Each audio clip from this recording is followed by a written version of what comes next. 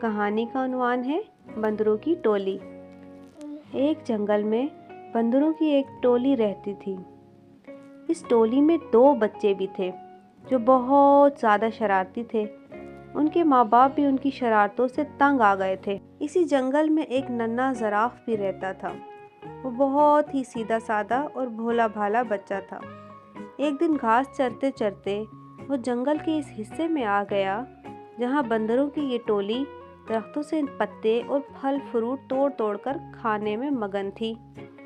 دونوں چھوٹے شرارتی بندروں نے زراف کو دیکھا تو انہیں حیرت ہونے لگی، کیونکہ ان بچوں نے کبھی ایسا کوئی جانور نہیں دیکھا تھا۔ بندر کے ایک بچے نے کہا، ارے دیکھو تو کتنا عجیب و غریب جانور ہے، آؤ اسے چھیڑتے ہیں۔ دونوں بندر کودتے پھلانگتے اس درخت پر پہنچ گئے جس کے نیچے کھڑے ہو کر زراف پتے کھا رہا تھا۔ اس درخت کی ایک شاخ پر بیٹھ کر دونوں نے زراف سے کہا، اے لمبو، تمہارا کیا نام ہے؟ زراف نے بڑی نرمی سے کہا، میں زراف ہوں، کیا مجھ سے دوستی کرو گے؟ تم لوگوں کے نام کیا ہیں؟ دونوں بندر شرارت سے کھلکھلا کر ہنس پڑے اور کہنے لگے، ہمیں نہیں کرنی ایسے بے ڈھنگے جانور سے کوئی دوستی۔ اتنا کہہ کر دونوں بندر زراف کو چڑھانے لگے، تم سے ہم کیوں دوستی کرنے لگے؟ کتنے بدصورت ہو تم مینار کے جیسی گردن اور سیڑھی کے جیسے پیر۔ ایک بندر نے درخت سے ایک پکا ہوا پھل توڑ کر زراف پر پھینک مارا۔ پھل زراف کے منہ پر لگ کر پھوٹ گیا اور اس کا رس اور گودا زراف کے چہرے پر پھیل گیا۔ یہ دیکھ کر دونوں بندر کہکا مار کر ہنسنے لگے اور کودتے پھلانگتے وہاں سے بھاگ گئے۔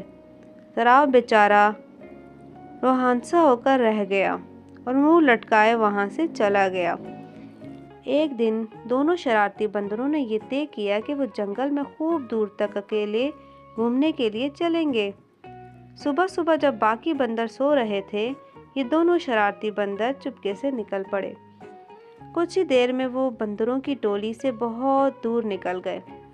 جب انہیں زوروں کی بھوک لگی تو ان دونوں نے پیڑوں کی پتیاں اور پھل فروٹ کھا لیے۔ انہیں اس طرح گھومتے پھرتے اور موج مستی کرنے میں بڑا مزہ آ رہا تھا۔ دوپہر ہو چلی تھی۔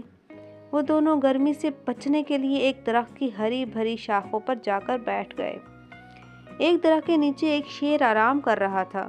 پیڑ کے آس پاس ایک بڑا ہرا بھرا میدان تھا۔ میدان کے کنارے ایک ندی بہہ رہی تھی۔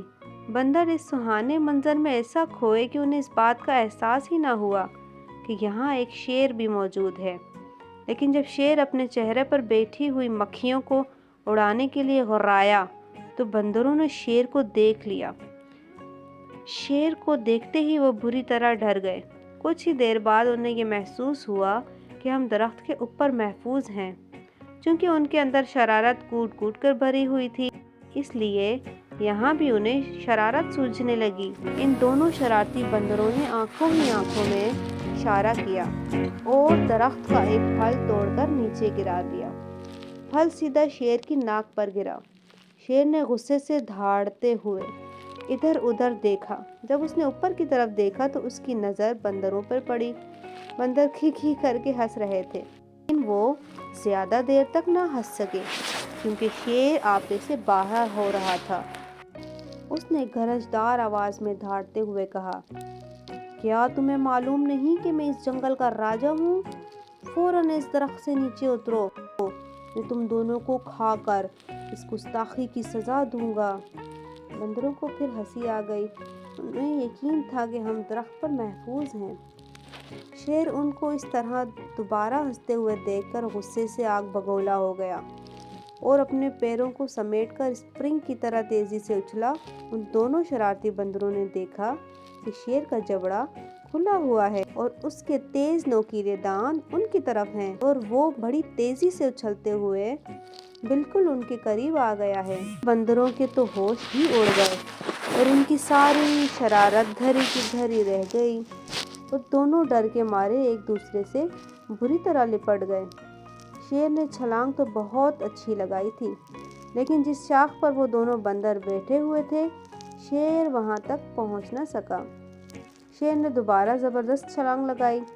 بندروں کی حالت بڑی پتلی ہو گئی تھی۔ وہ ڈر کے مارے چیخنے چلانے لگے۔ وہاں ان کی پکار سننے والا کوئی نہیں تھا۔ وہ تو اپنی ٹولی اور اپنی ماں باپ کی اجازت کے بغیر بھاگ کر آئے تھے۔ اس درخت کے آس پاس کوئی دوسرا درخت بھی نہ تھا کہ وہ چھلانگ لگا کر اس پر چلے جاتے، اور نہ ہی اس درخت پر جس پر وہ دونوں بیٹھے ہوئے تھے اونچائی کی طرف کوئی مضبوط شاخ تھی جس پر جا کر وہ بیٹھ سکتے۔ سمجھ لیں کہ شرارتی اور نافرمان بندر آج بری طرح پھنس گئے تھے۔ وہ اس حالت میں تھے کہ انہیں کچھ سچائی نہیں دے رہا تھا کہ اچانک ان کے کانوں میں دھیمی سی آواز آئی کہ گھبراؤ نہیں، میں تم دونوں کو یہاں سے نکال کر لے جاؤں گا، گردن کے سہارے میری پیٹھ پر اتر آؤ۔ وہ کیا دیکھتے ہیں کہ ان کے ٹھیک اوپر درخت کے پتوں کے درمیان سے اسی زراف کا سر نکلا ہوا ہے جس کا ان لوگوں نے کچھ دن پہلے خوب مذاق اڑایا تھا۔ دونوں نے ایک دوسرے کو شرمندگی سے دیکھا۔ اس زراف کو اس دن کی شرارتوں اور مذاق وغیرہ کا ذرا بھی خیال نہیں ہے۔ دونوں بندروں نے اپنی نگاہیں نیچی کر لیں۔ زراف نے کہا، میرے دوستو جلدی کرو، اگر شیر نے مجھے دیکھ لیا تو ہم تینوں کو کھا جائے گا۔ بندر اب ڈرتے ڈرتے زراف کی گردن پر پھسلتے ہوئے اس کی پیٹھ پر سوار ہو گئے، اور زراف انہیں لیے ہوئے تیز رفتاری سے وہاں سے کھسک گیا۔ شیر کو پہلے تو پتہ نہیں چل سکا کہ ماجرا کیا ہے، لیکن جب اس نے زراف کی پیٹھ پر سوار ہو کر دونوں بندروں کو بھاگ نکلتے ہوئے دیکھا تو اس نے دھاڑتے ہوئے ان کا پیچھا کیا۔ بندروں نے پیچھا کرتے ہوئے شیر کو دیکھا تو ان کی جان نکلنے لگی اور وہ بری طرح چیخنے چلانے لگے۔ شیر پوری قوت کے ساتھ بندروں کو پکڑنے کے لیے دوڑ رہا تھا اور غرائے جا رہا تھا۔ زراف نے بندروں کو سمجھایا کہ ڈرنے کی کوئی بات نہیں، اب تم دونوں بالکل محفوظ ہو، شیر مجھے کبھی نہیں پکڑ سکتا۔ زراف نے شیر کو کافی پیچھے چھوڑ دیا۔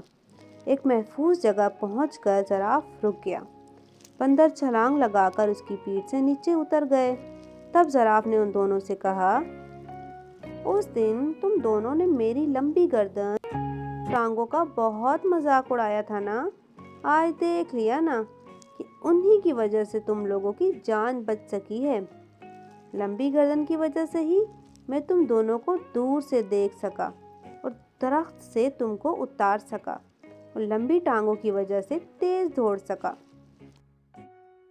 دونوں نے شرم کے مارے اپنی گردنیں جھکا لیں اور خاموش رہے۔ ان کی یہ حالت، خاموشی اور شرمندگی دیکھ کر زراف نے ہنستے ہوئے خود کہا، چلو چھوڑو ان باتوں کو، بھول جاؤ، پچھلے قصے کو بھول جاؤ، اب آج سے تو تم میرے دوست بن کر میرے ساتھ روزانہ کھیلو گے نا۔ زراف کی یہ بھلائی دیکھ کر دونوں شرارتی بندروں کو اپنی حرکتوں پر سخت غصہ آنے لگا کہ ان لوگوں نے اتنے اچھے اور پیارے زراف کو کیوں ستایا تھا اور اس کا مذاق کیوں اڑایا تھا۔ ان دونوں نے اسی وقت زراف سے معافی مانگی۔ زراف نے کہا، دوستو معافی کی کوئی ضرورت نہیں۔ اتنے بڑے دل والے زراف کی یہ باتیں سن کر ان دونوں شرارتی بندروں نے فیصلہ کر لیا کہ آج کے بعد سے وہ کسی کو نہیں ستائیں گے اور کسی کا مذاق نہیں اڑائیں گے۔ انہوں نے زراف سے کہا کہ ہم نے جان بوجھ کر بہت ستایا تھا تمہیں، آج سے ہم کسی کو نہیں ستائیں گے اور نہ کسی کو برا بھلا کہیں گے، آج سے تم سب ہمارے دوست ہو۔ دونوں بندروں کی یہ بات سن کر زراف کو بڑی خوشی ہوئی اور وہ ہنسی خوشی ساتھ رہنے لگے۔